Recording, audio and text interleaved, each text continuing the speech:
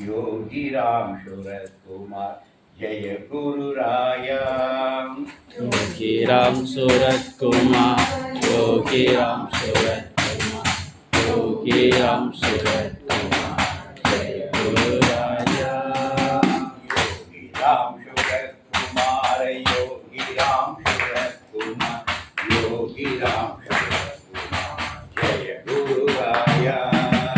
योगी राम सूरत कुमार, योगी राम सूरत कुमार, योगी राम सूरत कुमार, जय गुरु राया। योगी राम सूरत कुमार, योगी राम सूरत कुमार, योगी राम सूरत कुमार, जय गुरु राया। योगी राम सूरत कुमार, योगी राम सूरत कुमार, योगी राम सूरत कुमार, जय गुरु राया। சத்குருநாத் மகாராஜ் கி ஜெய். ராஜபாளையம் முரம்பு ஜூலை மாதத்தினுடைய சத்சங்கம் இன்றைக்கு நடக்குது. யோகிராம் சுரத்குமார் என்னும் பேரமுதம் அப்படிங்கிற தலைப்பில் இன்றைய சத்சங்கம். அமுதம் எல்லாரும் தெரியும். அமுதம்னா ரொம்ப இனிப்பா இருக்கும். அமுதம் அமிர்தம்னா இனிக்கும் தெரியும். அடுத்தால என்ன சொல்றாங்க? அமிர்தம் கேட்டதுன்னா மரணத்தை வெல்வது அமிர்தம். ஒரு அமிர்தம் சாப்பிட்டானா அவனுக்கு மரணம் இல்லை. நம்ம கதைகளில் படிச்சிருக்கோம். தேவர்களும் அசுரர்களும் சேர்ந்து பார்க்கடலை கடைந்து அமுதம் எடுத்தார்கள். எதுக்காக? அந்த அமுதத்தை அருந்தினால் மரணமில்லா பெறுவார்கள். இது நம்முடைய புராணத்தில் வர கதை. எல்லாரும் தெரியும். அதான் வாசி இமயமலையை தூக்கி மத்தாக நட்டு வாசி என்கிற பாம்பை அதை கயிறாக கட்டி தலையை அசுரர்கள் பிடித்து கொண்டார்கள். வாழை தேவர்கள் பிடித்து கொண்டு ரெண்டு பேரும் கடைய அதிலிருந்து வந்ததுதான் அமுதம். அதிலிருந்து மகாலட்சுமி வாரா. அதிலிருந்து நிறைய தோன்றுது. அதிலிருந்து கடைசியாக வர்றது அமுதம். அந்த அமுதம் திரண்டு அப்படி வரும்போது தேவர்கள் அசுரர்களும் அமுதத்தை எடுக்க போட்டி போடும்போது என்ன ஆயிடுது? அந்த வாசுகி பாம்புக்கு உடம்பை போட்டு இழுத்தனால அதுக்கு உடம்பு வலி விஷத்தை கட்டியும். விஷம் அந்த கடலை விடல. அப்போ எல்லாரும் ஷாக் ஆகிட்டாங்க. ஏன்னா அமுதத்துக்கு ரெண்டு பேரும் அடிப்படி போட்டாங்கல்ல, அதில் என்ன ஆகிடுது? விஷம் கலந்துச்சு. எதுக்காக அடிப்படி போட்டால் நம்ம கைவிட்டது போயிடும். நமக்கு எது உரியதோ அது கிடைக்கும். நீ அவசரப்பட்டு அதை பண்ணிடலாம் இதை பண்ணிடலாம் வாழ்க்கையில் முயற்சிக்கும் போது அதை கையை விட்டு தள்ளி போகும். இது ஒரு திருப்பார்கடல்ல தேவர்களுக்கும் மற்றவர்களுக்கும் பகவான் எடுத்த பாடல். ஆசைப்படாத, அலப்படாத, நீ வேலையை செய், உனக்குரிய பலன் உனக்கு கிடைக்கும். நீ கிடைச்சல உனக்குரிய அமுதம் உனக்கு கிடைக்கும். நீ காத்து கேட்போம். இது ஒரு பாடம். அந்த திருப்பார்கடல் கிடைச்ச அனுபவத்தில் அந்த அமுதம் விழுந்துருது. அந்த இடத்துல தெய்வத்தினுடைய கருணை. யார் பார்த்துட்டு இருக்கா?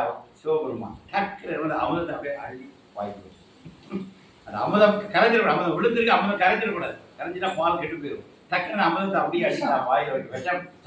விஷம். அந்த ஆலகால விஷம். அதுவும் வாசி அப்படியே விஷம்னா சாதாரண விஷம். ஆல விஷம். அந்த விஷத்தை அப்படியே அள்ளி அப்படியே சாப்பிட்றாரு. பார்வதி பயந்தாட்டு தொடர்படியாக பிடிச்சிட்டான். இப்போ தொடர்படியை பிடிக்கிறது வேற. மனைவி தொடர்படியை பிடிக்கிற பக்கம் வேற. ஆனால் அப்படி பிடிச்சா முதல்ல பாரு பிடிச்சானா விஷம் உள்ளே இறங்கிடக்கூடாது.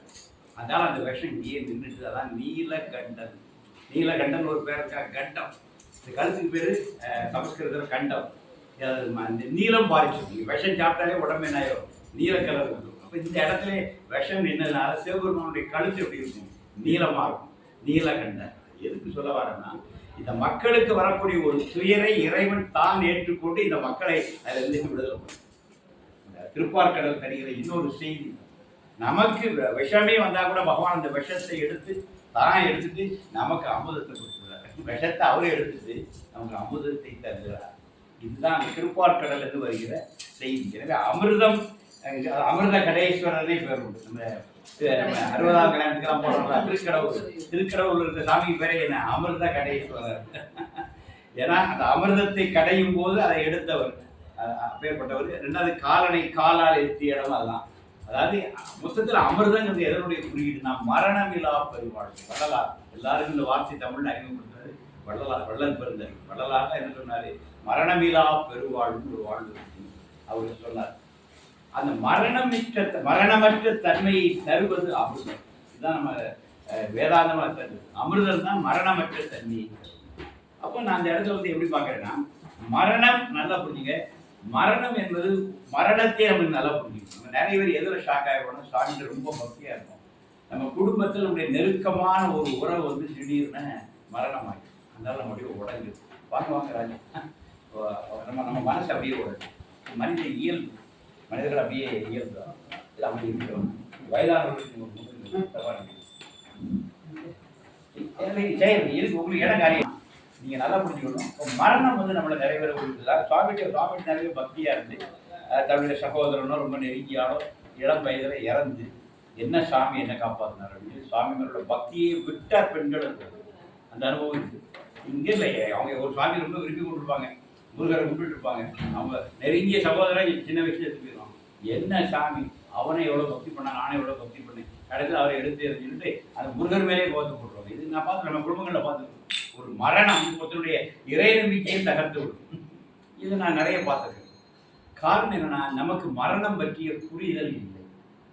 நம்ம பாரத பண்பாட்டில் நம்ம மரணத்தை நம்ம ஞானிகள் நம்ம பார்க்குற பார்வையே நம்ம ஒரு இதில் தான் புனர்ஜென்மம் நம்மகிட்டையும் பௌத்தத்திலையும் அதை கீழே அப்படின்னு சொல்லலாம். ஆசிய கண்டம் கீழே நாட்டில் தோன்றிய மதங்கள் எல்லாம் என்ன உண்டு என்றால் மனிதனுக்கு ஜென்மங்கள் உண்டு. இது சொல்றது புத்த மதம் இதை ஏற்றுக்கிறது. புத்த ஜாதக கதைகள் புத்தருக்கு எத்தனை ஜென்மங்கிற கதையை சொல்றதான் புத்த ஜாதக கதை. மகாவீரருக்கு அது மாதிரி உண்டு, தமிழத்திலையும் உண்டு, நம்ம இந்து சமயத்திலையும். ஆனால் வெஸ்டர்ன் இதில் கிடையாது, இஸ்லாத்தில் கிடையாது, கிறிஸ்தவத்தில் கிடையாது, அங்கே மேற்கு பூஜை எந்த மதத்துலையும் கிடையாது. அவன் ஒரு ஜனனம் ஒரு மரணம். அப்போ அவன் டெத்தை பற்றி அவனுக்கு ஒரு பயம் இருக்கு. அவனுக்கு பெர்த்து டெத்துனா எல்லாம் முடிஞ்சு போச்சு. அப்போ அவனுக்கு டெத்து பற்றிய ஒரு பயம் மேற்கு சமூகத்தில் இருக்கு. அதை என்ன பண்ணிட்டான், படிப்பொடியாக நம்ம தலையில் தெரிஞ்சுட்டான். இப்போ நம்ம பழைய தலையில் அது ஏன் நம்ம அதை பற்றி கவலைப்படுறாங்க. நம்ம பகவத்கீதை மரணத்தை பற்றி சொல்லுது. என்ன தெரியுமா, ஒரு நம்ம இந்து சமயத்துடைய சிறப்பு என்னன்னா, நாம் இந்த உடல் அல்ல, இந்த உடலுக்குள் உரைகின்ற ஆத்மா. நாம் ஆத்மா என்பது அழிவற்று. இதுதான் நம்முடைய அறிவு. மற்றவங்களுக்கு நமக்கு உள்ள ஒரு புரிதல் ஒரு அவசரம் என்ன கேட்டதுன்னா, இந்த உடல் நமக்கு தற்காலிகமானது, இது ஒரு வாடகை வீடு. இந்த ஜென்மத்தில் இந்த உடம்பு இந்த பேர், இந்த உள்ள இருக்கிற ஆத்மா தொடரும். நீ பிறக்க முந்தையே இருந்தது, உனக்கு இந்த ஜென்மா கடந்து வருது, ஆத்மா தொடர்ந்து வந்துட்டு. இதைத்தான் கீதை சொல்லுது. ஒரு நைந்து போன சட்டையை நாம் எப்படி கலட்டிட்டு ஒரு புதிய சட்டையை மாட்டி கொள்கிறோமோ அதுபோல ஆன்மா வயதான உடலை களைந்து விட்டு இன்னொரு உடலை எடுத்துக்கொண்டு செல்கிறது. ஆன்மாவுக்கு என்று அழிவு. இப்போ நம்ம இந்து சமயத்தினுடைய பாரத பண்பாட்டின் அடிப்படை என்ன, இங்கு மரணம்னு ஒன்று கிடையாது. நீங்க புரிஞ்சு வச்சிருக்க மரணம், மரணம் உடலுக்கு, இந்த ஜீவனுக்கு மரணமே கிடையாது. இந்த ஜீவாத்மா தன்னுடைய பயணத்தை தொடர்கிறது. இந்த பரமாத்மா ஜீவாத்மாவுடைய பயணம் ஜென்ம ஜென்மமாக தொடரும். நான் ஒரு சின்ன கேள்வி கேட்குறேன். ஒரே வீட்டில் அண்ணன், எங்கள் வீட்டில் நான் 3 குழந்தைங்க, எங்கள் அப்பா அம்மா, எங்கள் அண்ணன் ஒன்று, நான் ஒன்று, எங்கள் அப்பா. கிட்டத்தட்ட 25 வருஷம் ஒரே வீட்டுக்குள்ளே வாழ்ந்துட்டு. ஆனால் 3 பேர் கேரக்டர் பார்த்தா எங்களோட 3 பேரும் திரிசு, 3 பேருமே திரிசு வரும். ஒன்று வடக்கன, ஒன்று கிழக்க, ஒன்று மேற்க. 3 பேருமே வேற வேற கேரக்டர். இது நீங்கள் எல்லா குடும்பத்தையும் பார்த்துருக்கீங்க. ட்வின்ஸாக இருப்பாங்க, பார்த்தா 2 பேரும் ஒரே மாதிரி இருக்கும். ஆனால் கேரக்டரிஸ்டிக் பார்த்து ஒருத்தர் கோபக்காரனாக இருப்பான், ஒருத்தர் அடித்தாலும் அழகாக இருப்பான். நம்ம பார்க்குறோம். அப்போ ஏன் இப்படி ஒரே குடும்பத்தில் ஒரே, இப்போ நம்ம சயின்ஸ் என்ன சொல்கிறோம், நீங்கள் எந்த சூழலில் வாழ்கிறீர்களோ அந்த சூழலின்படி உங்கள் தன்மை எப்படி நம்ம விஞ்ஞானம் வளரும். அப்படி இல்லைன்னு சொல்கிறேன். நீ உங்கள் வாழ்க்கையை எடுத்து பார்த்தேன்னா ஒரே அப்பா அம்மாவுக்கு பிறந்த 3-4 பிள்ளைங்க ஒரே இடத்துல வளருது. கிட்டத்தட்ட ஒரே மாதிரி 2 வயசு வித்தியாசத்தில் வளர்ந்து வந்திருக்கும். ஆனால் ஒவ்வொருத்தர் கேரக்டர் வேறு வேறு மாதிரி இருக்கும். பின்னாடி அவங்க லைஃப்பை பார்த்தாலும் வேறு வேறு திசையில் அந்த வாழ்க்கை. இந்த வேறுபாடு எங்கிருந்து வருது? ஏன் மூத்த பையன் கோபக்காரனாக இருக்கான், கடைக்குட்டி ரொம்ப கனிவாக இருக்கான்? இது அவனுடைய ஜென்மம்.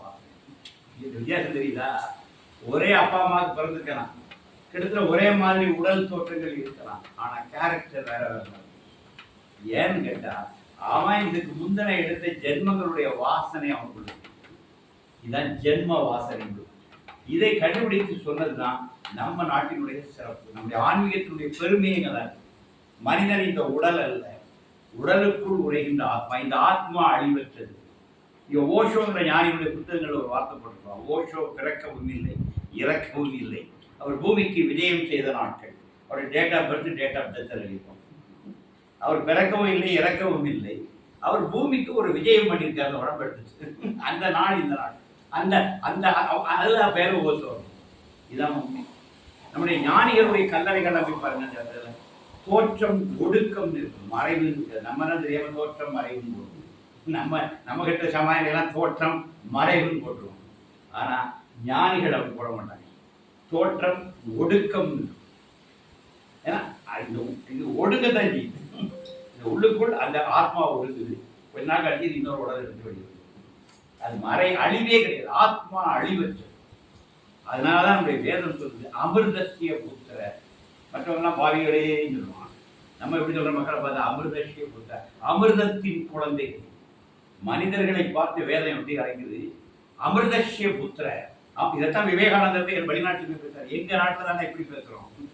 அமிர்தசிய புத்திர என்று சொல்கிறது. உலகில் இருக்கிற மனித ஜீவன்கள்னா அமிர்தத்தின் குழந்தைகளை. அப்படிதான் வேதமா இருக்கு. இவ்வளவு ஒரு உயர்ந்த பார்வை பாருங்க. நீங்கள் அமிர்தத்தின் குழந்தைகள், அழிவற்றவர்கள். நீங்க ஒரு அழிவின்மையினுடைய குழந்தைகள். நீ கேவலம் இந்த உடம்பாவனை கருதுறியா? யோகி சொல்வார், யோகி ராம் சரத்குமார், உன்னை உடல் என கருதினால் அது பலகீனம், உன்னை ஆத்மா என உணர்ந்தால் அதுவே பலம். யோகியுடைய வார்த்தை. இப்ப ஞானிகள் எதை உணர்த்த வந்தாங்க? நீ இந்த உடல் இல்லடா. இந்த உடலுக்குள் ஒரு விழிப்புணர்வு இருக்கு. அது ஆத்மாவுக்கு பேர் ஆத்மானு. ஆத்மாவுக்கு ஒரு விழிப்புணர்வு, அது ஒரு உணர்வு. அந்த உணர்வு என்னைக்கு சார் நல்லபடி இறந்தா கூட அவளை நீங்க நினைச்சுக்கணும். செத்தாங்க அவனை பத்தி எல்லாம் பேசணும். செத்தவனுடைய உணர்வு ஆகாது. நீ சொல்லதெல்லாம் காட்டிட்டு இருப்பான். உங்களுக்கு ரகசியம் தெரியாது. நீ செத்த அனுபவம் உங்களுக்கு இல்லை. செத்துட்டு வந்தா உங்களுக்கு தெரியும். செத்தாலும் உணர்வு அப்படியே இருக்கும். ஒண்ணு வேண்டாம். செல்லம்மா அம்மாவுடைய கடைசி காலம், அவருடைய கடைசி அவங்களால முடியும். நல்லா எங்களுக்கு மாமியார் இப்போவா அப்பா விடைபெறதுக்கு ஏதாவது கூடிட்டு நாங்கள் திருவாசகம்லாம் பாடிட்டு இருக்கோம். சீக்கிரம் அனுப்பி வைக்கல, பாட்டு பாடுவோம்ல, திருவாசகம்லாம் பாடிட்டு இருக்கோம். அப்படியே எங்கள் அத்தை அப்படியே எல்லாரையும் பார்த்தோம். அப்போ எங்கள் அத்தைக்கு வந்து ஒரு குறிப்பிட்ட மகாவாசனை நம்ம பார்க்க வரல, ஒரு ஏக்கர் இருக்கும். அப்போ அவளை ஏமாத்துக்காண்டி அதே பேரோட இன்னொரு வர காமெடி வந்துட்டா அப்படின்னு சொல்றா. கண்ணு முடியாது, ஏமாத்த முடியாது. 84 வயசுல கிளவித்தான் ஒன்றும் தெரியாத சொல்லி சின்ன கோமதி பெரிய கோமதி காட்டு கோமதி வந்து சொன்னா அவ அப்படி தெரியாது. அப்போ நம்ம முட்டாளாயிட்டோம். அப்போ 83 வயசுல சகல புலன்களும் ஒடுங்கி இருந்தாலும் வந்து இருக்குது என் மகளா இல்லையாங்கிறத அந்த 83 வயசுல அடுத்த 5 நிமிஷம் அம்மா உயிர் பிரிஞ்சிச்சு. ஆனா 5 நிமிடத்திற்கு முன்னாடி வர அந்த அம்மாவுடைய கான்சியஸ்னஸ், அந்த உணர்வு எவ்வளவு தெளிவா இருப்பார். நீ ஏமாற்ற முடியாது.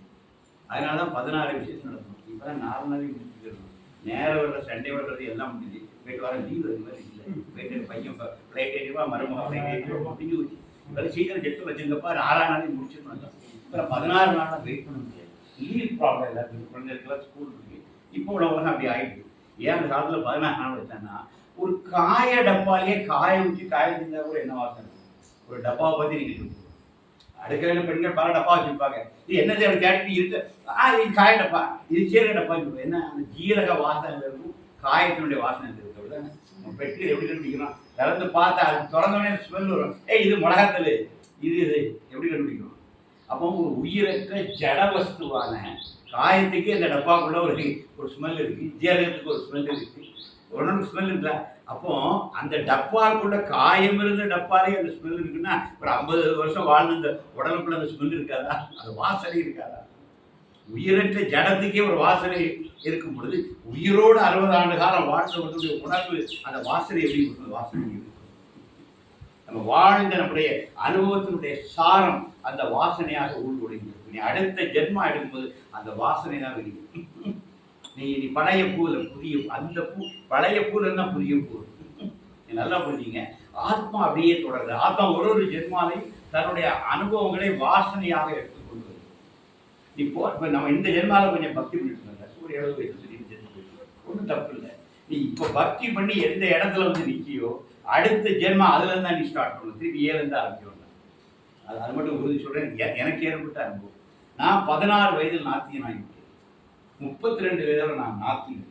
இறை நம்பிக்கை இல்லாத வேற என்ன நம்புகிறேன். 16 வயசுலேருந்து 32 வயசு வரை இறை நம்பிக்கை இல்லாத ஒரு இயக்கத்தை சார்ந்து இருந்தேன். எல்லாரும் தான் வந்துட்டோம். அது 32 வயதுலாம் அதுக்கு ஒரு மாற்றம் தான். அப்புறம் ஒரு தேடல்ல வரேன். ஒரு ஓஷோ குருபஜன் புத்தகங்கள் வாசிக்கிறேன். ஒரு ஓஷோடைய மெடிடேஷன் வகுப்பு திருநெல்வேலியில் வச்சு நடந்துச்சு.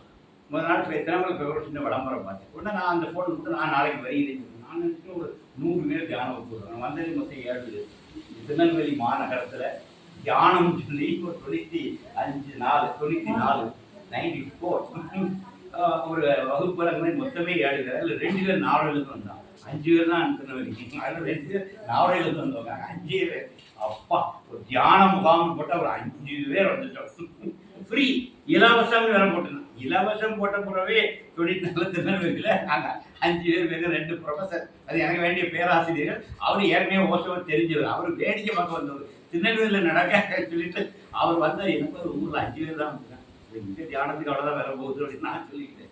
அப்படி இருக்கும்போது நான் அப்போ என்னை அங்கே காலையில் ஒரு தியானம் மெடிடேஷன் சொன்னாங்க, ஏதோ ஒரு மியூசிக்கை ப்ளே பண்ணாங்க. எல்லாமே அவர் கண்ணை முடிச்சு எல்லாரும் இந்த இசையை கேட்டால் அப்படியே ரம்மியமாக இருந்துச்சு. நான் அப்படியே இருந்தேன். ஒரே கொஞ்சம் மியூசிக் அப்படியே கொஞ்சம் கொஞ்சமாக அந்த மியூசிக் ஆஃப் ஆகிட்டு நீங்கள் அப்படியே தியானம் கரையக்கூடாது, ஒரு பெல் அடிச்சக்கூடாது எனக்கு. நான் அப்படியே உள்ள போயிட்டேன். ஒன்றும் பெல் அடிக்கிறது நான் சுகமாக உள்ள இருந்தேன்.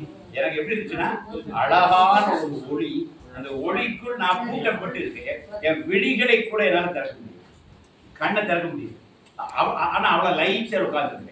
ஒரு நேரம் கழிச்சு என்ன ஆகுதுன்னா சின்ன சின்ன சப்தங்கள் கேட்குது. அப்புறம் அந்த கதவை திறக்கிறாங்க, ஜன்னலை திறக்கிறாங்க. அப்புறம் கொஞ்சம் ஒளி வருது. கொஞ்சம் கஷ்டப்பட்டு மனசு இல்லாமல் ஒரு கண்ணை திறக்கிறேன். அந்த எனக்கு சொல்லிக் கொடுத்த அந்த தியான ஆசிரியர் முனைவர், இந்த ஓஷோ சென்டர் திருச்சியுடைய ஆள். அப்புறம் பார்த்தா கூட நான் 6 பேரை காணலை. ஏன்னா காலையில் 8 மணிக்கு பிரேக்ஃபாஸ்டா, 7:30 to 8 தியானம், 8 மணிக்கு பிரேக்ஃபாஸ்ட் போடுறேன். எனக்கு 30 நிமிஷம் கடந்து தியானம் கடந்து போயிருக்கு. வாட்ச பார்க்க 35 நிமிஷம் கூட நிமிஷம் இருந்திருக்கேன். ஆனால் அந்த மாஸ்டர் அப்படியே உட்காந்துருக்கு. இவர் தியானம் எல்லாருக்கும் சாப்பிட போது கைகாட்டியாக இருக்கின்றார்.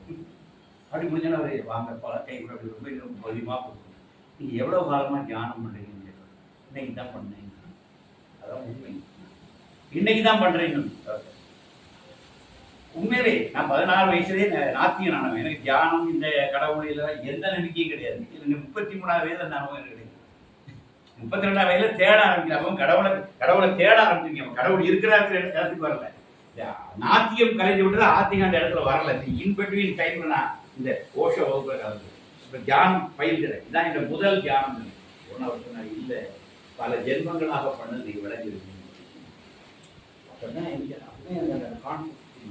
இப்போ இதுக்கு முந்தின பல ஜென்மங்களில் நம்ம பண்ண தியானம் திருநெல்வேலியில் 36 வயசுல 35 வயசுல உட்கார்ந்து டப்புன்னு வருது. இது எனக்கு அடுத்த நேரடியான. எனவே நீங்க இந்த ஜென்மால எவ்வளவு பக்தி பண்ணி என்ன பக்குவத்துல நீங்க இருக்கிறீங்களோ இந்த பக்குவத்துல தான் உங்களுடைய அடுத்த வாழ்க்கை ஆரம்பிக்கும். வாழ்க்கைங்கிறது தொடர்ச்சி. ஒரு மரணம் இந்த வாழ்க்கையை முடிக்க முடியாது. மரணத்தை எள்ளி நகையாடுபவர்கள் நாம். அதனாலதான் பட்ன சாப்பிட்ட அப்பன் எத்தனை அப்பன் அப்பனோ, அம்மை எத்தனை அம்மை அம்மையை, இன்னும் எத்தனை எத்தனை எத்தனை. பட்னத்தை கிண்டல் பண்ணாரு. அப்பன் எத்தனை, இந்த ஜென்மால சொன்னா அப்பன், போற ஜென்மால சீனாவான அப்பனா இருந்தான், அடுத்த ஜென்மத்துல காணாம போனா அப்பனா வரும். அதான் கேட்டா அப்பன் எத்தனை அப்பன் அப்பனும், அம்மை எத்தனை அம்மை, இன்னும் எத்தனை எத்தனையோ. அப்போ நம்முடைய சித்தர்கள் எப்படி எழுதி நிகாயம் பாரு. இந்த வாழ்க்கையில் இது கம்பேரிட்டிவ்லி இந்த ஜென்மால வான் பேர் இது, இவர் அப்பா இவர் அம்மா, இந்த ஜென்மால தான். அடுத்த ஜென்மால நீ இந்த ஜாதியும் கிடையாது, இந்த மதமும் கிடையாது, இந்த அம்மாவுடைய அப்பாவுடைய நாயா பிறக்கலாம், நரியா பிறக்கலாம், எது வேணாலும் பிறக்கலாம். எல்லாம் இருக்கு. நீ மனிதன் தான் பிறக்கணும் இல்லை, நாய்க்குள்ள நிறையா தான் அர்த்தப்படி கண்டிப்பா நாய் தான். நம்ம 4 பேர் கடிச்சோன்னா நமக்கு சூப்பர்வைசர் நம்ம கடிக்கடியில் கடிப்பாங்க. நிறைய சூப்பர்வைசர் கடிச்சு நாயா தான் பிறப்பான். நான் கடிச்சே வாழறதுனால அடுத்த ஜென்மால என்ன ஆயிடுவான், நாயாவே ஆயிடும். எத்பாவோ தத்பாவதி, எதை நினைக்கிறாயோ அதுவாகவே ஆகிறாய். நீ இந்த ஜென்மால என்ன டைப் வேஷம் கட்டி ஆடிக்கிட்டே இருக்க, இந்த வாசனை தான் அடுத்த ஜென்மாவுக்கு வரும். அப்ப நம்ம என்ன கான்சியஸ் ஆகும், இதுல இருந்து கொஞ்சம் ரிலீஸ் ஆகும், இதுல இருந்து ரிலீவ் ஆகும். நான் அப்பழுக்கற்றவன், நான் ஆத்மன், எனக்கு எந்த தன்மையும் அந்த கிடையாது. அந்த நிச்சலம் நிர்மல்யம், நிர்மாலிய புஜிப்பி பார்க்கணும்ல, அந்த நிர்மல்யமாக இருக்கு, நிச்சலனமாக இருக்கு. அப்படி இருந்தோம்னா இது அந்த ஆத்ம பிரகாசம் நமக்கு. நம்ம எங்கேருந்து வரணும்? மரணம் ஒரு பொருட்கள். ஒரு குழந்தை போய் இறந்துட்டு அடுத்தால வருவா. ஒன்றும் இல்லை சார். யோகிராம் சுகுமார் பவா செல்லத்துறை இருக்கின்ற முற்போக்கு எழுத்தாளர் சங்கத்தை சேர்ந்த மார்க்சிஸ்ட் கம்யூனிஸ்ட் ஆள் எழுத்தாளர். அவர் போறார். அவருடைய மகனுக்கு அவர் மனைவிக்கு குழந்தை பிறந்து இறந்து. அவங்க சைக்கலாஜிக்கலி டல் ஆகிட்டாங்க. எவ்வளவோ சொல்லி பார்க்குற காம்ரேட், எவ்வளோ சொல்லி தேர்த்தி பார்க்குறாரு, போய் தேரலை. இப்போ அவருக்கு ஃப்ரெண்டு யோகிராம் சுகுமார். சரி யோகிட்ட கொண்டு இவளை காட்டுவோம். அவர் ஒரு வார்த்தை சொன்னா கேட்டு இவங்க யோகிட்ட கூப்பிட்டு போகிறாங்க. யோகிட்ட போகிறோன்னே என்ன பாவா என்ன ரொம்ப நாள் கழிச்சு வந்துருக்காருன்னா, இது ஒய்ஃபை திருமணத்துக்கு சாமி கூப்பிட்டு போகிற, திருமணத்துக்கு சாமி வர முடியாதுன்னு சொல்லியிருப்பாரு. அப்போ திருமணத்துக்கு வரல, குழந்தை பிறந்த சாமி, குழந்தை இறந்துட்டு அவர் ரொம்ப டல்லாக இருக்காங்க. என்னம்மா சொல்லி சாமி அவர்கிட்ட பேசுகிறார். பேசி முடிச்சு அந்த அம்மா ரொம்ப டல்லாக இருக்கு. குழந்தை இறந்த ஒரு ஷாக்கில் ரொம்ப டல்லாக இருக்கு. பெரிய அளவுக்கு பேசுகிறேன். அதனால என்னம்மா விஷயம், உன்னை அம்மான்னு கூப்பிட்டதுக்கு அவன் வருவான் அப்படின்றான். அடுத்த ஒரு வருஷம் அந்த அம்மா குழந்தை வருது, ஆம்பளை பிள்ளை வருது, வம்சின்னு அவனுக்கு பேர் விட்டாங்க. வம்சம் தலைக்கும் சாமி சொன்னாங்க. இன்னைக்கும் இந்த வயது பேர் வம்சி, வம்சம் தலைக்கும் சொன்னார். அம்மா கூப்பிடலாம் நம்ம பிரச்சனை, அம்மா கூப்பிட நோட்டம் வருவோம் அம்மா. அப்ப என்ன கேட்டதுன்னா, வாழ்க்கை முடிந்து விடவில்லை, ஒரு மரணத்தோடு முடிந்து விடவில்லை, மரணம் தான் நம்மளுக்கு உடஞ்சிடும் அப்படின்னு சார். நல்லா புரிஞ்சுக்கிட்ட ஒரு ஜனனமாகவே உங்கள் மரணம் நிர்ணயமாயிருக்கு. சாதாரண டேப்லெட்டுக்கே பின்னாடி date of expiry sir. Medical ஸ்டோர்ல வாங்குற ஒரு மெடிக்கல் ஸ்டோர்லயே date of manufacturing, date of expiry இருக்கும்போது நமக்கு இருக்கிறதா? பிரம்மலிபியில் எழுதிப்பான்ல, நீ பிறக்கும் போதே உனக்கு இறப்பு நிர்ணயம் ஆயிடுச்சு. நீ இறப்பை நோக்கி தான் நகர்ந்துட்டு இருக்க, நீ ஏதோ வாழ்ந்துட்டு இருந்துச்சு. அப்படி இல்லை, உனக்கு 64 வயசு 44 நாள்னா 44 நாள் மாடுகிட்டே செலுத்து. அது எவரிடம் பார்த்துக்கலாம், சித்திரவத்திரம் பார்த்துக்கலாம். 64 வருஷம் 44 நாள் தான் உனக்கு அவதினா, 44 நாள் வாழைப்பழத்தோடு வலிக்கு விழுந்தா நீ செலுத்து. அது வாழைப்பழத்தோடு ஒடிக்கிறது, இங்கே வாழைப்பழத்தோடு மேலே வருத்தப்பட்டுருக்கலாம். ஆனால் மரணம் உறுதி. எது உறுதினா, நீங்கள் ஜனனம் ஆகிட்டா ஒன்று உறுதி, எது? மரணம் உறுதி. நம்ம எல்லாரும் மரணத்தை நோக்கி தானே இருந்துட்டு இருக்கிறோம். அப்போ அந்த மரணத்தை வந்து எள்ளி நகையாடுன்னு சொல்றாங்க. மரணம் என்பது இந்த உடலுக்கு, இந்த உடல் தற்காலிகமானது, இந்த பெயர் தற்காலிகமானது, எனக்கு இப்ப தரப்பட்டிருக்கிற இந்த வேடம் தற்காலிகமானது. இது ஒரு நாள் கலைந்து போகும், இந்த நாடகம் முடிந்து விடும். அப்ப நான் யாரு? அங்கதான் அடுத்த கொஸ்டின். இப்ப நான் யார்? நான் இந்த உடலா, இந்த பெயரா? இப்ப எனக்கு ஒரு அடையாளம் இருக்கு, இந்த அடையாளம் எதுவுமே இல்லை. அதாவது நான் இந்த உடல் அல்ல, இங்கு எழுதுகிற எண்ணங்கள் ஆனல்ல, இந்த மனசு நான் இல்லை, எனக்கு இப்ப தரப்பட்டிருக்கிற அடையாளமும் என்னுடையதல்ல. இது தற்காலிகமானது. இந்த பிறவிக்கு எனக்கு பேர் இருக்கு. ஒண்ணு வேணாங்க, நம்ம ஒரே காலத்தில் 2 உடம்புல இருந்த ஞானிகள் இருக்கிறாங்க. 1920s காசியில் ஒருத்தர் இருந்தார், திரைலிங்க சாமி. 300 வருஷம் இருந்தாங்க. ஒரு கேள்வி, திரைலிங்க சாமியின் காசியில் இருப்பார், எந்த உடையும் பொறுப்பட நிர்வாணமா தான் இருப்பார். குழந்தை ஆனந்தாஜி மதுரையில் ஒருத்தர் இருந்தார். மதுரை அரசர், அவருடைய சமாதி அரசர் இருக்கா, குழந்தை ஆனந்தா. இந்த 2 ஒரே ஆள். மதுரையில் அவர் பேர் குழந்தை ஆனந்தா, காசியில் போன அவர் பேர் திரைலிங்க. 2 ஒரே ஆள், ஒரே நேரத்தில் 2 உடலும், ஒரே நாடு 2 உடலை வாழ்ந்தார். சிலவும் காசியில் போன, சாமி நான் உங்களை, சாமி வந்தார், சாமி நான் உங்களை மதுரையில பார்த்தேன், மதுரையில பார்த்தேன் அப்படின்னு சொல்லுவார். மதுரையில பார்த்தேன் அப்படின்னு சொன்ன சாமி என்ன சொல்றாரு? தெய்வம், தெய்வீகம் பகவானதை சூழ்படுத்து போறாரு. குழந்தை ஆனந்தா சுவாமி அங்கே மதுரையில நமக்கு பேர் குழந்தை ஆனந்தா. குழந்தை ஆனந்தா சாப்பிட்டு சாமி உங்களை காசியில பார்த்து, அங்கே நம்ம பேர் திரைலிங்கம்பா. நான் குழந்தை ஆனந்தா, அது நம்ம திரைலிங்கம், அங்கே நம்ம பேர் திரைலிங்கம். ஒரே காலத்துல சொல்லிட்டாரு. முடியுமா? ஒரே காலத்தில் 2 உடலில் வாழ்ந்த ஞானிகள் வாழ்ந்த நாடு இந்த நாடு. இதான் ஒண்ணு மதுரை, ஒண்ணு காசி. ஒரே காலத்துல இல்ல, ரெக்கார்டு இருக்கு. அங்க பார்த்து நோந்துக்காமா, நான் வந்து குழந்தையானதப்பா. அங்க நம்ம பேர் காசியில் சாமி முறைப்பா, அது திரைலிங்கம்பா.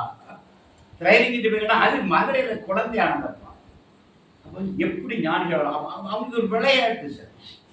ஒண்ணு இல்ல, நம்ம ஞானானந்தகிரி சாமி கடைசி காலம் நெருங்கிட்டு சிஷியர்கள்ட்ட சொன்னாங்க, சட்டையை கலத்திடுவோமான்னு கேட்டேன். ஒன்று நம்ம ஆளுநர் புத்திசாலி, சாமி சட்டையை கலத்துல விசிறிட்டு அவர் சட்டையை கலத்திடுவோமான்னு சொன்னா அடுத்த 5 நிமிஷம் சமாதி ஆகிட்டது. அவரு கேட்டது என்னது? சட்டையை கலந்துமா சொன்ன. பெரும்பாலும் சாமி சுத்தினா முட்டா மட்டி மடைங்க தான் முட்டாள் தான் இருப்பான். ஞானிகளுக்கே தெரியும், இந்த மாதிரி மட்டி மடைய முட்டாள பக்கத்தில் வச்சுட்டா நமக்கு வேலை குறைவு. ஏன்னா விவரமானவனை வச்சா நிறைய சந்தேகம். மட்டி மடைய முட்டாள பக்கத்தில் உட்கார வச்சுட்டா நமக்கு பிரச்சனை இல்லை, நம்ம வந்த வேலையை பார்த்து போகலான்னு அவங்க சுகமா இருப்பாங்க. அவர் சட்டையை கலந்துமான்னு கேட்டாரு, இருந்த பனியையும் கலத்திட்டு விட்டாங்க. விட்டு விசிறி வச்சு வீசிட்டு அவர் வந்தாரா, அப்படியே அப்படி பார்த்து கூட அப்படியே போயிட்டாரு. எதுக்கு சொல்ல முடியாது, அவங்க மொழியே வேற. சட்டையை கலத்திடுவோமான்னு டைம் வந்தாச்சுப்பா சட்டையை கலத்திடுவோம். இல்லாட்டா நம்மளால ராகவேந்திரனால 100 வயசு முடியும் போது இந்த இடத்துல என்னைய சமாதி வைக்க முடியுமா? நினைச்சு பாருங்க. குரு ராகவேந்திரன் சொல்லிட்டு தானே உட்கார்ந்தாரு. 100 வருஷம் அப்படின்னு இந்த இடத்துல உட்காருங்க. இந்த இடத்துல இருந்து கல் கொண்டு வாங்கிடுவார். திம்மண்ணாங்கிற அவருடைய சிஷியன் சொல்றார். திம்மண்ணாங்கிறவர் அன்னைக்கு இருந்த ஒரு திவான், ராஜாவுடைய திவான். இந்த இடத்துல போய் கல் அவர் சமாதி வச்ச இடம் நிற்க உங்களுக்கு தெரியும், மந்திராலயம் இருப்பீங்க, துங்கபத்ரா நதிக்கரை. அங்கே ஏகப்பட்ட கருங்கல் இருக்கும். அங்கே இல்லாத கல்லா 40 கிலோமீட்டருக்கு அங்கே இருக்கிற இடத்துல இருந்து அந்த பாறைகளுக்கு ஒரு கல்லை எடுத்து வாங்கிடுவார். அந்த கல்லெல்லாம் அவருக்கு அந்த பிருந்தாவனம் சொல்லுவாங்க. அங்கே சமாதி சொல்ல மாட்டாங்க, வைஷ்ணவ சம்பிரதாயத்தில் பிருந்தாவனம் சொல்லுவாங்க. இந்த பிருந்தா வச்சு அதுக்கு மேலே துளசியை நட்டு வைப்பாங்க. அது வைஷ்ணவ சம்பிரதாயம். சைவ இதுனா அடக்கம் பண்ணி மேலே வந்து சிவலிங்கத்துக்கு வச்சுருவாங்க. வைஷ்ணவ சம்பிரதாயத்தில் சதுரமாக அப்படி கட்டி இது மாதிரி கட்டி துளசி மாடை மாதிரி கட்டி மேலே ஒரு துளசி வச்சுருவாங்க. அது பிருந்தாவனம். இப்போ அந்த பிருந்தாவனம் எழுப்புறதுக்கு அந்த கல் அங்கேருந்து கொண்டு வந்துருக்காரு. எல்லாம் எடுத்து வச்சுட்டு அந்த சிம்மண்ணா கேட்பாரு, ஏன் சாமி இங்கே இல்லாத கல்லா சிங்கப்பத்தில் கிடையாது, ஏன் 40 மைலுக்கு அங்கேருந்து கல்லை கொடுத்துருந்தீங்க? அவர் சொல்லுவாரு, திரேதாயுகத்தில் ஸ்ரீ ராமச்சந்திரமூர்த்தி அந்த பாறையில் சிறிது நேரம் விஜ்ராந்தி எடுத்தார். ராமன் தெற்க வரும்போது அந்த சுக்ரீவனை தேடி வருவாங்க. சுக்ரீவன் இருந்த இடம் தான் அந்த இடம். வாலி சுக்ரீவன் வாழ்ந்த இடம் தான் இன்னைக்கு இருக்கிற கர்நாடகா. அந்த பாறையில படுத்து கொஞ்ச நேரம் தூங்குறாயா, அந்த கல்லில் எனக்கு ஒரு சமாதி செய்து ஞானிகளுக்கு எப்படி தெரிஞ்சு பாருங்க. திரேதா யுகத்தில் ஸ்ரீ ராமச்சந்திரமூர்த்தி சில வினாடி பொழுதுகள் விஜ்ராந்தி எடுத்த கல்லையா அதை செய். இது ஒரு மிச்ச கல் வரும், அதை எதிர வைத்து அதுல ஆஞ்சநேயன் இருப்பாங்க. இன்னைக்கு நீங்க மந்திராலயம் போய் பாருங்க, அந்த இதுக்கு எதிர ஒரு கல் செவரில் சாத்தி வச்சிருக்கும். அதில் இப்போ ஒரு மாதிரி அடையாளம் போட்டாங்க, அதில் ஒரு ஆஞ்சநேயர் இருப்பார். ஏன்னா வந்தவர் ராமன். ராமன் இருக்கிற இடத்துல ஆஞ்சநேயர் வந்தவர். இன்னைக்கு மந்திராலயத்தில் சாட்சி. அந்த மிச்சக்கல்ல அந்த மிச்சக்கல்ல ஒரு ஒன்று வேணாத இந்த குரு பூர்ணிமா அன்னைக்கு கரூரை சேர்ந்த அன்பர்கள் கரூர் பக்கத்துல அவங்களுடைய கிராமமான கோம்பைங்கிற இடத்துக்கு போனாங்க. ஏற்கனவே இந்த இடம்லாம் பார்த்து கோம்பையிலையும் சாமி ஒரு இடம் இடத்துல வர இருக்கு. ஒரு யோகி வனம் அங்கே வர இருக்கு. 2-3 ஏக்கர் இடம் எடுத்து வச்சிருக்காங்க. ஒரு யோகி வனம் இடத்துல வர இருக்கு. அங்கே போன நண்பர்கள் அன்னைக்கு குரு பூர்ணிமானால போய் காட்டுக்குள்ள போய் ஒரு பாறை கிட்ட வந்து போய் அதை ஒரு ஃபோட்டோ எடுத்து வந்துட்டாங்க. இந்த ஃபோட்டோகிராஃபர் மட்டும் எடுத்து காட்டுறேன். வீட்டில் வந்து அந்த ஃபோட்டோ எடுத்து எக்ஸ்பேண்ட் பண்ணி பார்க்குறாங்க. ஃபோட்டோவில் விளாட்டுக்குள்ள காமிக்க அந்த பாறை நான் போகும்போது படத்தை மட்டும் காட்டிட்டு போகிறேன். நான் இது எக்ஸ்பேண்ட் பண்ணி பார்த்தாச்சுன்னா அந்த பாறையில சாமி வச்சு கரூர்ல பக்கத்துல கோம்பைங்கிற கிராமத்துல பகவானுக்கு பின்னாடி ஒரு ஆலை அங்க வரணும்னு சொல்லி ஒரு அன்பர் 2 ஏக்கர் இடத்தை சாமிக்கு வச்சுருவோம், யோகி வரணும் சொல்லி. சரி, அன்னைக்கு போய் நம்ம ஒரு குரு பூர்ணிமாவா இருக்கா சுற்றி வந்து கும்பிட்டுட்டு நான் ஏற்கனவே இடத்த போய் பார்த்து ஓகே பண்ணிட்டோம். அந்த இடத்த பார்த்து அவங்க ஒரு சின்ன பூஜை பண்ணி ஒரு பாறையை கும்பிட்டு வராங்க. அந்த பாறையில யோகி இருக்கிற அப்படி என்னங்க இது? நம்ம என்ன தப்பு அப்படி சொல்லிட்டு வாழ்க்கை ரொம்ப சிம்பிளா பண்ணிட்டு உடனே கண்ணீர் ஒரு நோய் வந்துடக்கூடாது, நம்ம உடஞ்சிடுவோம். ஒரு நோய் வந்துட்டுன்னா என்ன சாமி பக்தி உடஞ்சிடும். யாராவது ஒரு கிளம்பி போயிட்டாலும் பாச்சே சாமி அம்மையை எப்படி பார்த்தேன், எங்கள் அம்மையை எப்படி போயிட்டீங்க சாமி பார்த்தோம். சரி, மரணம் நீங்கள் நல்லா நீங்கள் தயவுசெய்து கல்கத்தா போனால் காளியை பார்க்கணும். கல்கத்தா காளியை பிடிப்பா தலையெல்லாம் முடிச்சு போட்டு இப்போ கழுத்தில் ஒரு மாலை போட்டுப்பா. இந்த மாதிரி பூ மாலை இருக்கும், மண்டை ஓட்டு மாலை போட்டுப்பா. கல்கத்தா காளி கழுத்தில் கிடக்கிற மாலை என்னது? மண்டை ஓடுகள். அந்த மண்டை ஓட்டை கூர்ந்து பார்த்தா பச்சை பிள்ளைக்கு மண்டை ஓட இருக்கும், பல்லு போற கலவனாருக்கு மண்டை ஓட அது இருக்கும். எல்லா வயசுல உள்ள மண்டை ஓடா இருக்கும். நான் கூர்ந்து பார்க்கணும். அப்ப எந்த வயசுலனாலும் நான் அவனை எடுப்பேன். மரணம் எந்த வயதிலும் நிகழலாம். பிறந்த குழந்தை முதல் பல் உதிர்ந்து போற 102 வயசு கிழவரை இறப்பான். மரணம் எல்லாருக்கும் ஒரு வயசுலேருந்து 102 வயசு வரை எந்த வயசுலையும் மரணம் யாருக்குனாலும் நிகழலாம். அது தேவ ரகசியம். அதனால அவன் எதை மாலையா போட்டிருக்கான்? இந்த மரணத்தை ஒரு மாலையாக அவர் சூடியிருக்கான். நான் நினைச்சா எந்த வயசுல யார வேணாலும் எடுப்பேன். இது கேட்க உங்களுக்கு எந்த ரைட்டும் கிடையாது. இந்த பூமிக்கு நான் உனக்கு கனிவோட அனுப்பி வச்சுக்கணும். உனக்கு ஒரு அரிது மானிடராய் பிறத்தல் அரிதுன்னு நம்ம அவையார் கல்வி பாடலையா? உனக்கு ஒரு பிறகு கொடுத்தே பெருசிடாமல் இதுக்கு நீ நன்றி சொல்ற. நான் 47 வருஷம் இருக்க மாட்டேன், 82 வருஷம் சேவை விட மாட்டேன்னா யாரா இருக்கு? முதலமைச்சரே 5 வருஷம் தான். அந்த குறைச்சாதானே உங்க எடுத்தால நம்ம எந்த சேவை யாருக்கும் நிரந்தரம் இல்லை. இந்த உலகத்துல எது நிரந்தரம்னா எதுவும் நிரந்தரம் இல்லை என்கிற வார்த்தை மட்டும் தான் நிரந்தரம். எல்லாம் மாறும் என்கிற பதத்தை தவிர எல்லாம் மாறும். இந்த உலகத்தினுடைய அழகே என்னன்னா அங்கே எதுவுமே நிரந்தரம் இல்லை. எது நிரந்தரம் என்பதை தேடணும். அதுதான் பேரபுதம். அதுதான் யோகிராம் சொல்லுவோம். எது நிரந்தரம் அடியே தேடி போன இடத்துல எனக்கு கிடைத்த பேரபுதம் யோகிராம் சொல்லுவோம். எது பரிபூரணமா இருக்கும், சச்சிதானத்தில் மூடி இருக்க திளைத்து இருந்ததோ அதுதான் நிரந்தரம். யோகிராம் சுரத்குமார் நிரந்தரம். ஒரு கண்ணதாசன் பாடலையா? நான் ஒரு கோப்பையிலே உயிர் குடியிருக்கும், ஒரு கோலமையில் அதற்கு துணை இருக்கும், இசை பாடையிலே என் உயிர் தெரிவிக்கும். நான் எனக்கு எந்த நிலையிலும் எனக்கு மரணம் இல்லை. நான் மரணம் எந்த நிலையிலும் எனக்கு மரணம் இல்லை. ஏன்னா என் பாடல்கள் வாழும். அந்த பாடல்கள் வாழவரை நானும் வாழ்வேன். ஒரு கண்ணதாசனுக்கு இந்த தைரி நமக்கு ஒரு எழுத்தாளர், ஒரு கவிஞன், எனக்கு எந்த நிலையிலும் மரணம் இல்லைங்க. எனக்கு அழிவே கிடையாது. என் பாட்டில் நான் நின்றுட்டு இருக்கேன். இதுதான் இந்த இதான் யாரும் நம்ம யாரும் அழிய போறது. நம்மளாம் மீண்டும் சந்திப்போம். யோகியுடைய 100 விழா கூட சந்திக்கிற 1000 ஆண்டு விழா சந்திப்போம். ஜெயராமன் நம்ம 2 பேரும் சந்திப்போம். நீங்க நாயா இருக்கலாம், நான் பள்ளியா இருக்கலாம், நான் சந்திப்பேன். அது ஒரு நம்ம எந்த ஜென்மான்னு எனக்கு தெரியாது. ஆனால் 1000வது ஆண்டு விழா நம்ம இருப்போம். கண்டிப்பாக திருவண்ணாமலையில் இருக்கும். சுவாமியுடைய 1000வது ஆண்டு விழா நடக்கும். அதுலேயே நம்ம திருவண்ணாமலையில் இருக்கும். அது என்ன எப்படி இருப்போம் என்ன அது ஆனால் இருப்போங்கிறது மட்டும் உண்டு. அது எனக்கு இன்னும் கேடா நம்பிக்கை. என்னுடைய குருநாதருடைய 1000வது ஆண்டு விழாலே நான் பங்கு போடுவேன். ஏதாவது ஒரு ரூபத்தில் வந்துடுவாங்க. ஒரு பூவாரம் வருவேன், ஒரு புல்லா வருவாங்க. அதெல்லாம் அதான் இந்த பாட்டு பாடாங்க முருகன் பாட்டில் ஒரு நான் ஒரு மண்ணாக இருந்தாலும் திருச்செந்தூர்லாம் மண்ணாகணும், கல்லாக இருந்தாலும் தனிகை மலையில் கல்லாகணும்னு ஒரு பாட்டு முடியாது. இந்த மனநிலை நம்மகிட்ட வரும். எனவே முதல்ல நம்ம பயப்படக்கூடாது. மரணத்தை கண்டு சற்று மஞ்சக்கூடாது. காலா என் கால அருகே வாடா சற்றே உன்னை மிதிக்கிறேன் பாடாம் பாரதியார். அது வரணும். காலா என் கால அருகே வாடா சற்றே உன்னை மிதிக்கிறேன். அப்போ கூட பாரதி திமிர பாருங்க.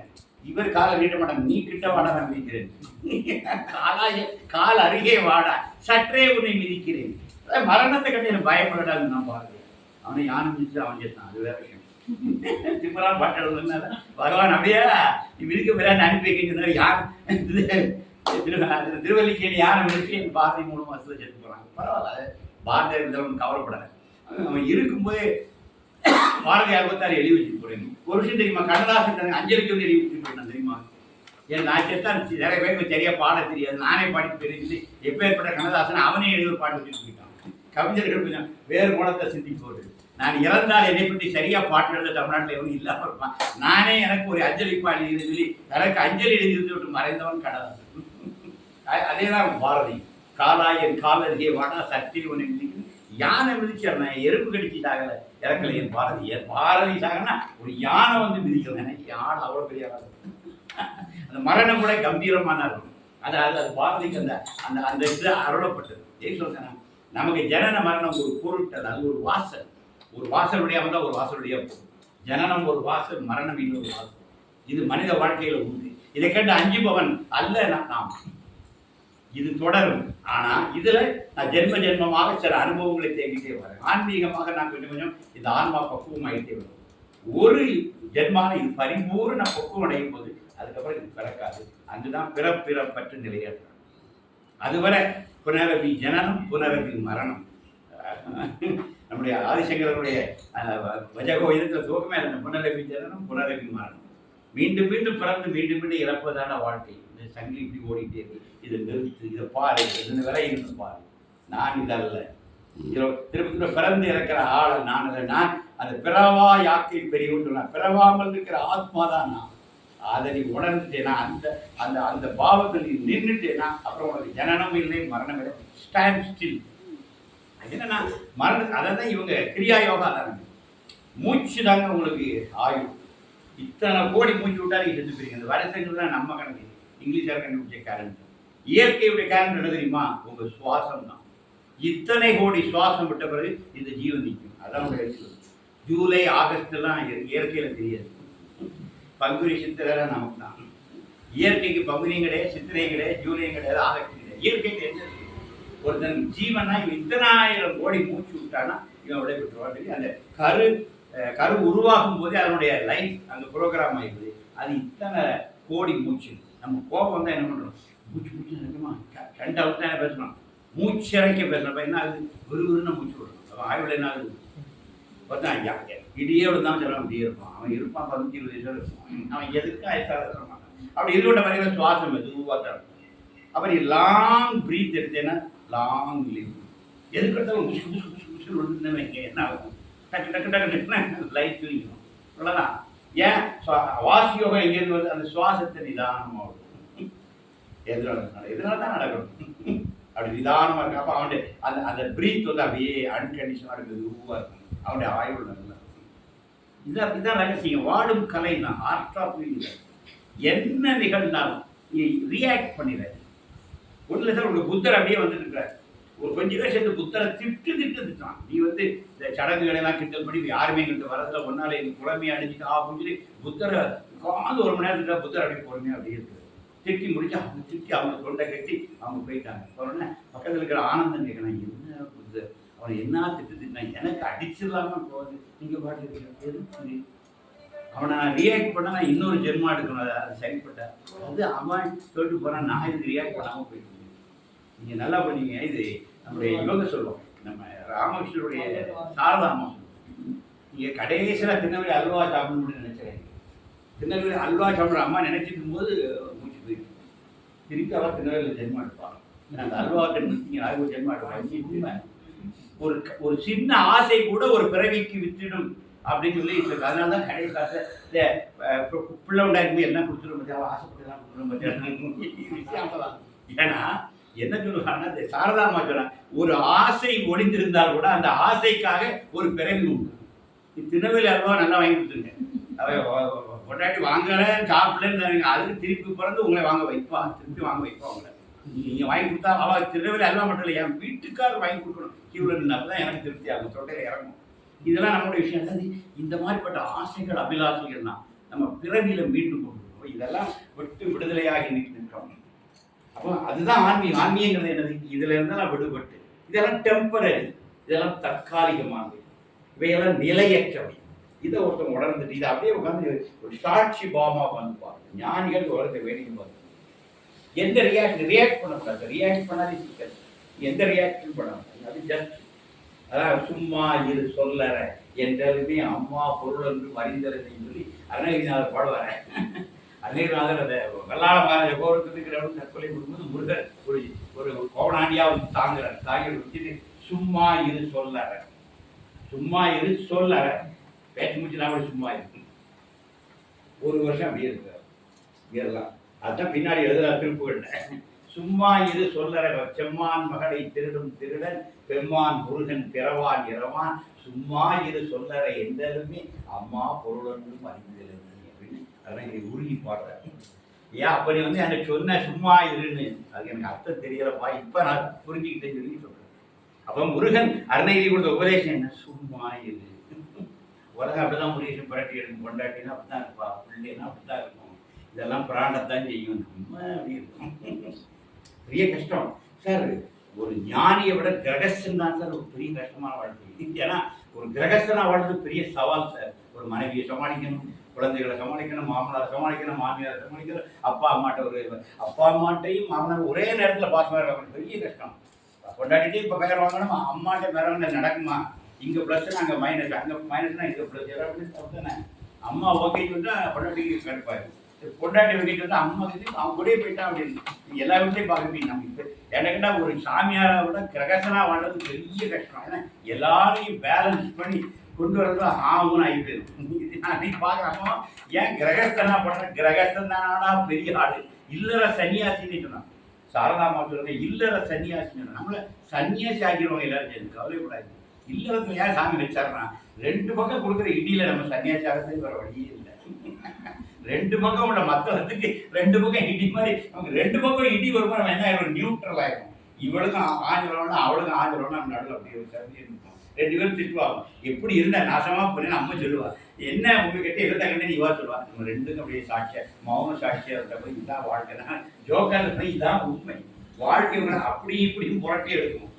குடும்பம் உங்களை கொத்தும், குலம் உங்களை கொத்தும், கூட இருக்கிற நண்பர்கள் கொத்துவோம், எல்லாத்தையும் அப்படி பார்த்து சாட்சி பாவமாக எதுக்கு ரியாக்டே பண்ணக்கூடாது. அதான் ஒரு நல்லது. ரியாக்ட் பண்ணாது. ஸ்டாண்ட் ஸ்டில்லாக இருக்கும். அதான் நிஷ்கலங்கம். நிர்மாலியமா அவளோட நிஷ்கலங்கம் அப்படிதான் ஞானிகள் இருந்தாங்க. உலகம் அதை அவன் வீதி சார். புத்தகம் மேலே அவனுக்கு கத்துறது நம்ம கத்தி போகிற நம்ம உட்காந்து பார்த்துருக்கோம். ஐயோ அவன் கத்துறதுக்கு நம்ம ஒரு காரணமாக இருக்கணும் இல்லைங்களா? கருணையோடு இருக்கணும். பரவாயில்ல அவன் கத்துறதுக்கு நம்ம ஒரு காரண பொருளாக இருக்க முடியும். அவன் மீது கருணை கொண்டு கத்திக்க இன்னும் கத்திக்கிறது எவ்வளோ முடியும் அவளை கத்திக்கிறது அப்படியே இருக்கு. இந்த புத்தன் காட்டிய பார்த்து இந்த மனப்பான்மை வந்து உங்களுக்கு ஒன்று ரியாக்டே பண்ண மாட்டேங்குது. புத்தன் தெளிவாக இருந்தா இதுக்கு நான் ரியாக்ட் பண்ணேன்னா இந்த கணக்கத்துக்கு நான் ஒரு ஜென்மா எடுக்கணும். நீ எதுக்கு எடுத்தது ஏற்கனவே எடுத்ததே ஜாஸ்தி இருக்கேன், இப்போ புதுசாக நான் ஜென்மா எடுத்து அப்படி. இந்த பாடம் தான் நான் யோகி திருவடி சுவாமி எல்லாத்தையும் பாருங்க. எல்லாரும் வருவாங்க போவாங்க. என்ன துஷ்டர்கள் தூயர்கள் யாவரும் வந்தாங்க. இஷ்ட நீயே யோகி ராமான ஒரு வழி எல்லாரும் வந்தாங்க போனாங்க. எல்லாம் சாமி அப்படி எல்லாத்தையும் ஷார்ட்ஸாக அப்படி இருப்பாங்க. யாருக்கு எது வேணுமோ அதை மட்டும் அப்போ தான் அவர் கொடுத்தாரு. அவர் செலக்ட் பண்ணார். சில ஆளை கூப்பிட்டாரு, அவங்கள்ட்ட பேசினார். அப்படியெல்லாம் அனுப்பி வச்சேன். அப்போ என்ன நாம வந்து ஒரு விசிட்டிங் ப்ரொஃபஸர் மாதிரி தான். இந்த வாழ்க்கைக்கு ஒரு விசிட்டிங் ப்ரொஃபஸர் மாதிரி தான் இன்வால்வ் ஆகிறாங்க. ஆனால் எல்லாம் செய்யலாம். எல்லா அதாவது இது எப்படின்னா தாமரையில் தண்ணிமா இருக்கணும். எல்லா இதுவும் செய்யணும். அதான் கீதை சொல்லு. நீ எல்லா கர்மா செஞ்சு தான் ஆகணும். நீ கடமைகள் செய்யாமல் பூமியில் வாழ முடியாது, கடமைகள் செஞ்சுதான் ஆகணும்.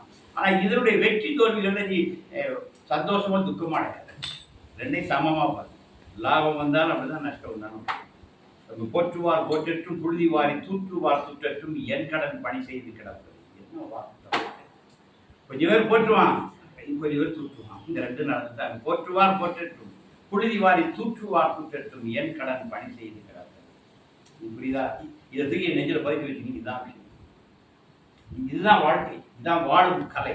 இந்த ஆர்ட்டுக்கு நம்ம வரணும். இதுதான் பேரம். இதை உணர்த்தியவர் தான் இதை தந்தாட்டே உனக்கு மரணமே இல்லைடா, நீ என்னைக்கும் இருப்ப, என்னுடைய நாமத்தை சொல்லிக்கிட்டே இருப்ப, என்னுடைய பணியிலேயே நீ என்றென்றும் இருப்பாய். இந்த பேரமுதத்தை அள்ளி கொடுத்தவர் பகவான் யோகி ராமன். இதுலேயே நிறைவு கொண்டு இதுக்கு மேல அடைவதற்கு எதுவுமே இல்லை. குருநாதனுடைய நாமத்தை விட இந்த உலகத்தில் அடைவதற்கு வேற எதுவுமே இல்லை. அந்த பெரு நாமம் நமக்கு கிடைச்சது, அது போதும். அந்த நாமத்தை அப்படியே சொல்லிட்டே இருப்போம். உலகத்தில் எனக்கு 1000 ஏற்ற இறக்கம், இரவு பகல் எல்லாம் மாறி மாறி வரும். அது உலக நாடகம்.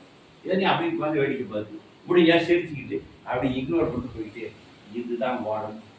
எங்க மரணத்தை கண்டு யாரும் முடிச்சு போகணும், எல்லோரும் மீண்டும் வருவாங்க. இன்னொரு ரகசியம் சொல்றேன், நம்முடைய நெருங்கின உறவு இறந்தாச்சுன்னா அந்த நெருங்கின உறவு மீண்டும் நமக்கு நெருக்கமாக தான் பிறக்கும். ரகசியம் பேரனா வரலாம், பேத்தியா வரலாம். அந்த உறவுகள் மீண்டும் அதை நோக்கி தான் அங்கே வரும். வாய்ப்பு நிறைய உண்டு. ஆனால் தயவுசெய்து ஒரு மரணத்தை கண்டு நம்ம உடஞ்சிடக்கூடாது. அந்த ஜீவனுக்கு அதுதான் ஆய்வு. அந்த 24 வருஷம் 23ஆம் நாள் வந்து அது போயிடும். அது யாரும் காரணம் இல்லை. அது அது அது பிறக்கும் போதே எழுதப்படும். ஈசன் எழுதிய எழுத்து அதை யாரும் மாற்ற முடியாது. அது அந்த காலம் அது விடைபெற்று போயிடும். ஆனால் அது மீண்டும் வரும் உங்களுக்கு. நீங்க விட்டுறீங்க. சுவாமி sir again and again we are meeting. மீண்டும் மீண்டும் நாம சந்தித்துக் கொண்டிருக்கிறோம். மறந்துல நம்ம மீண்டும் சந்திப்போம். நம்ம உறவுகளை சந்திச்சிருக்கிறோம், அடுத்த ஜென்மாலையும் சந்திப்போம். அது இன்னொரு இடமா இருக்கலாம். நம்ம ஆந்திராவில் ஒரு இடத்துல வேணா இருந்து அங்கே சத்தங்க நடத்தி போகாம இருக்கலாம். நான் உட்காந்து கேட்கலாம், ஜெயராம சத்தங்க நடத்தலாம், நான் உட்காந்து கேட்டு இருக்கலாம். இந்த ட்ராமா எப்படி வேணாலும் மாறலாம், சீன் எப்படி வேணாலும் மாறும். இது ஒரு ரோல் தான், ஒரு ரோல் தான். சொல்ல கேட்க 2 ரோல் இருக்கு. சில நேரத்தில் சொல்ற ரோல், சில நேரத்தில் கேட்கிற ரோல். இது மாறி மாறி, இது ஒன்றும் பெரிய விஷயம் ஒன்றும் இல்லை. இந்த நாடகம் எப்படி வேணாலும் நடத்தலாம். இறைவன் தனக்கு விட எந்த காயினை போட்டு மேலே போட உனக்கு கீழே போடுவான், எந்த காயின் போட்டு எப்படி வேணாலும் நடத்துவான். நம்ம ஒரு மியர் காயின், இறைவனுடைய கையில் வெறும் காயின், அவ்வளோதான். நமக்கு எந்த வேல்யூவும் கிடையாது. அதுக்கு போட்டால் அவன் தான் வேல்யூ தான். இந்த ஒரு சாட்சி பாவத்தில் இந்த வாழ்க்கையை அப்படியே உட்காந்து ஒரு விஷ்ணு கொடுக்குற மாதிரி பார்த்து அப்படியே நாங்கள் ஒரு பிரச்சனைலாம் மண்டையில் தான் இருக்கு. ஆக்சுவலாக எந்த பிரச்சனையும் வாழ்க்கை ரொம்ப அழகாக இருக்காது. வாழ்க்கை தெளிவாக தான் இருக்கு. வந்திருக்கிறோம், கொஞ்சம் ஜென்மம் வாழணும், கொஞ்சம் ஆரம்பிச்சு போகணும். இவ்வளோதான் லைஃப். இதில் நீ எதையும் நீ ஜெயிக்கவும் போகிறதில்ல, எதையும் நீ இழக்க போகுதுன்னு அந்த மாதிரி எதையும் நீ கொண்டு வரவில்லை, எதையும் விட்டுட்டு போகிறது. நம்ம வெறுமனே தான் அம்மா வயிற்றுலேருந்து வெளியே வந்தோம். ஒரு நாள் எல்லாத்தையும் விட்டுட்டு தான் போகிறோம். நம்ம வரும்போது எதையும் கொண்டு வரல, போகும்போது எதையும் எடுத்துகிட்டு போக போகிறது இல்லை. எல்லாமே இங்கே வாங்கினது இங்கே தான் விட்டுருக்கோம். இந்த லைஃப் வந்து ஹைலி டெம்பரரி. இந்த ஜென்மா இந்த நாடகம் எங்கே முடிய போகுது, இந்த வீட்டை தான் விட்டு வைக்க போகிறோம். நான் ஹெச்பிஐ போட்டு வீட்டை கொண்டு போகும்போது அடுத்த ஜென்மத்துக்கு ஹெச்பிஐ போட்டு கூட இங்கே தான் இருக்கும். நம்ம ஹெச்பிஐ லோன்னு வேறலாம் இருக்கும், நம்ம மட்டும் தான் அப்படியே வருவோம். இந்த லோனுங்க தான் இருக்கும். அப்போ என்ன கிடைக்குன்னா எல்லாமே மிக மிக தற்காலிகமாக. இதை உணர்த்த வந்தவங்க தான் ஞானி, இதை உணர்த்தியவர்கள் தான் யோகி.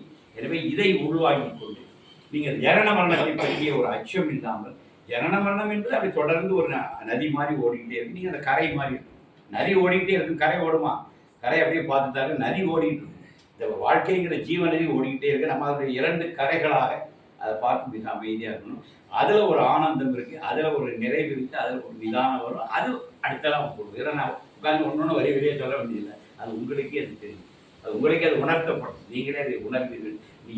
நீயே அதுவென்று உணர்வாய், நீயே அதுவென்று உணர்கிற ஒரு தருணம் வரும். அது வரலாம். எல்லாமே வெள்ளிடை மழையாக விளங்குது. யாரும் உட்காந்து சொல்லிக் கொடுக்குறீங்க, உங்களுக்கே அந்த பேருந்தி உங்களுக்கு பேர் அனுபவமாகி. இது யார்கிட்டையும் நீங்கள் கிளாஸ் கேட்டு படித்து புக்கு படித்து பாராமடி தெரியணும் அவசியமே இல்லை. ஞானம் என்பது விளைவு, அது ஆல்ரெடி உள்ளே இருக்குது. ஒரு மாயை திரை அதை மறைச்சிது. அந்த மாயை திரை நீங்குகிற காலம் எல்லாமே தெல்ல தெளிவாக இருக்கும். எவ்ரி திங் இஸ் இருக்கா, தெளிவாக தான் இருக்கும். நம்ம எல்லோருமே பூரணம் தான், நம்ம எல்லோருமே பூரணமாக தான் இருக்கும். நம்ம வந்து நம்மளை பூரணம்னு தெரியாததுனால அபூரணம்னு புரிஞ்சுக்கிட்டு வேதனைப்பட்டுக்கிட்டு வாழ்ந்துக்கிட்டு இருக்கோம். இந்த மாயை திரையை விலகிட்டோன்னா நம்ம புத்தன் மாதிரி இருக்கலாம், நம்ம யோகி மாதிரி இருக்கலாம், நம்ம மகாவீர் மாதிரி இருக்கலாம், நம்ம ஜீசஸ் மாதிரி இருக்கலாம், யார் வேணாலும். இவரெல்லாம் அந்த இடத்தை தொட்டவர்கள். நம்ம அந்த இடத்துக்கு நம்மளால் ஆதிசங்கர மாதிரி அழகாக இருக்கும். பொன்னருக்கு ஜனனம் ஒரு 3ஆம் வருஷம் நம்ம பார்த்துட்டு திரும்ப திரும்ப பிறந்த பிறகு சாகராண்டாக வேண்டாம் அப்படின்னு ஓரத்தில் ஒதுங்கி ஒரு பாட்டு பாடிட்டு இந்த இந்த இந்த இந்த விடுபட்டு இருக்கிற அந்த கடைசியா பட்டினத்தார் கதையை ஒரு ஜோக் சொல்லி முடிக்கிறேன். ஒரு நாள் காவிரி பூ பட்டினம் பட்டினத்தார் பிறந்த ஊர்லேயே ஒரு சன்னியாசம் வாங்கிட்டு அரைஞ்சது பட்டினத்தார். துறவு குலத்தில் அங்கே பெரிய செல்வந்தராக இருந்தவர், வணிகராக இருந்தவர் காவிரி பூ பட்டினத்தார். எல்லாத்தையும் ஒரு நாள் சொல்ல போட்டு அதே தெருவில் பிச்சை எடுத்து சாப்பிட்டார். அப்போதான் வக்காலுக்கு புரியல, கோடீஸ்வரன் அவங்க வைசியர்கள் கோடீஸ்வரர். இந்த ஊர்ல என் தம்பி பிச்சை எடுத்து சாப்பிட்றன்னு சொல்லி சோத்துல விஷத்தை கலந்து கை கொடுத்துருக்காரு. செத்து வைக்கணும், குடும்பத்துக்கு கெட்ட வேலை இருக்கணும். உடனே அந்த சோத்துக்காட்டு கூரையில் எரியாத கூரை தீப்பிடிச்சு அது தெரியுங்களா? அதான் அவருடைய தவம் அப்படி எரியலால அது தீ எரியுது. அப்போ அவர் ஒரு நாள் அப்படியே வந்துட்டு இருக்காங்க. ஒரு வீட்டில் மரண வீடு, எல்லாரும் அல்லா உள்ளாரும் அழுதுட்டாங்க. ஒன்று இவருக்கு இருந்தாலும் இவருக்கு கூட கொஞ்சம் அழகு அழுதானே எல்லாரையும் விட கட்டி எல்லாரும் அழுகிட்டு இருக்காங்க. பட்டினத்தார் அழுதே இருக்காங்க. பட்டினார் ஒரு வழியாக அழுது முடிச்சோடனே பக்கத்தில் அழகா, சாமி செத்து போனவர் உங்களுக்கு தெரியுமா? யாருக்கு தெரியும்? சாமி ரொம்ப அழுதல. எனக்கு செத்தவருக்காண்டி அழலை, நாளைக்கு சாக போகிறவங்க நினைச்சு அழுது. இதை விட உங்களை அழிஞ்சு வரணும். என்ன நான் செத்து போனவனா காலைல 50 அழுக, நாளைக்கு சாக போகிறீங்களா? அவன் போயிட்டான், நீ அவன் இன்று நீ நாளை, அவ்வளோதானே. இவ்வளோதானே சார் டிஃபரன்ஸு. ஏதோ நீங்கள் நீ காகாமல் இருக்குமா, நான் ஒருத்தன் நான் செத்து போயிட்ட மாதிரி உட்காந்து அழுதுருக்கீங்கள. அவன் இன்னைக்கு போயிட்டான், அவன் டைம் வந்துட்டு போயிட்டான், நமக்கு நாளைக்கு டைம் வரும்போது நம்ம போக போகிறோம். இந்த ட்ராமா முடிய போகுது, அடுத்த ட்ராமா அப்புறம் ஆரம்பிக்கும். இது சொல்லுவதுன்னா பட்டினத்தாரத்தை வாழ்ந்து காட்டிட்டு போனோம். இடத்துல ஒழிச்சு விட பட்டினத்தாரை எப்படி முடியாது. அந்த மீனவ கிராமத்தில் உட்காந்து இவங்க கூட வச்சு 3 நாள் அதுக்குள்ளே வச்சுருவார். இங்கே வச்சு மூடுவான், அங்கே போய் திறந்துடுவார், இங்கே வச்சவர் அங்கே வந்துடுவார். இப்படி 3 தடவை பண்ணால் 4வது தடவை எடுத்தால் பட்டினத்தார கண்ணில் பயந்து கூட விளக்கம் அங்கே ஒரு சிவலிங்கம் வந்துருக்கு. இன்னைக்கு திருவொற்றியூர் போனால் பாருங்க. பட்டினத்தார் கடைசி ஒரு விளையாட்டு விளையாடிட்டு போயிட்டாரு. இந்த உடலை விட்டு எப்படி போறாரு? இந்த மீனவ குழந்தைகளோட இந்த கிராமத்தில் திருவொற்றியூர் கிராமத்தில் விளையாடிட்டு இருக்காரு. அந்த மீன் கூடையை கவுத்தி என்னை மூடுன்னு சொல்றாரு. பிள்ளைங்கெல்லாம் கவுத்தி மூடும். திறங்கன்னு சொல்லுவார். அங்கே ஒரு கூடையை வைஞ்சுடுவார், இந்த கூடையை எடுத்து கேட்பார். இங்கே திறந்து பார்த்தா சாமியை காட்ட, அப்புறம் அந்த கூடையை திறந்து அங்கே சாமி இருப்பார். அப்புறம் அடுத்த அங்கே மூடி வைக்கும், இங்கே வந்துடுவார். இப்படி 3 தடவை வந்தார். 4வது திறந்து பார்க்கும்போது 2 கூடையிலையும் சாமியில், ஒரு கூடை திறக்கும்போது அதை ஒரு சிவலிங்கம் வந்துடுது. அதான் பட்டினத்தார். இன்னைக்கு திருவொற்றியூரில் போனால் அந்த சமாதி அப்படி இருக்கு. இதுதான் நம்ம ஞானி, விளையாடுன ஞானி. அது அங்கே வந்தவர் தான் யோகி ராமசாமி. எனவே நம்ம மாதந்தோறும் முதல் ஞாயிற்றுக்கு வருவோம். இந்த மாதிரிப்பட்ட சிந்தனைகளை பகிர்ந்து கொள்வோம். இந்த ஒரு மனநிலைக்கு, இந்த உயர்நிலைக்கு நம்மளை உயர்த்திக்கணும். அப்படி வரும்போது வாழ்க்கையுடைய அன்றாட பிரச்சனைகளே அல்ல என்கிற ஒரு தெளிவுக்கு வரும். ஒரு நிதானம் எல்லாம் நம்மகிட்ட கைகூடும். நீதியை யோகிப்பார். இது நான் வந்து தகவல் சொல்ல வந்த ஒரு வேலைக்காரன், ஒரு போஸ்ட்மேன். இந்த செய்தி உங்களுக்கு போஸ்ட் பண்ண வந்தோம், அவ்வளோதான். மீதி டீட்டெயில்ஸ் நீங்கள் அவர்கிட்ட கேட்கணும். ஓனர் அவர் தான், அவர்கிட்ட எல்லாம் கேட்டுக்கணும். அவர் வாழ்க்கை வழியாகவே உங்களுக்கு எல்லாத்தையும் நடக்கணும். பகவான் உங்கள் வாழ்க்கையிலே உங்களை எல்லாத்தையும் தெளிவுபடுத்துவார் என்கிற நிலையில் இந்த உரையை எப்போது நிறைவு செய்கிறேன். யோகிராம் சுரத்குமார், யோகிராம் சுரத்குமார், யோகிராம் சுரத்குமார். காந்திஜியும்